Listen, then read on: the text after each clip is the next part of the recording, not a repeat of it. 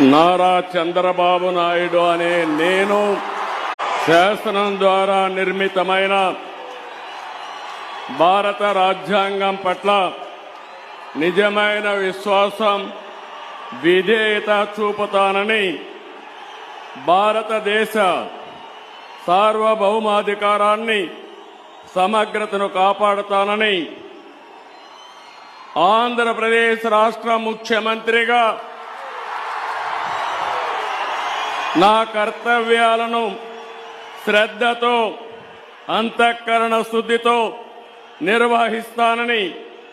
భయం గాని, పక్షపాతం గాని, రాగద్వేషాలు గాని లేకుండా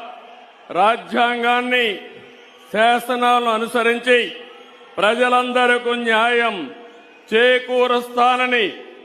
దైవ సాక్షిగా ప్రమాణం చేస్తున్నాను.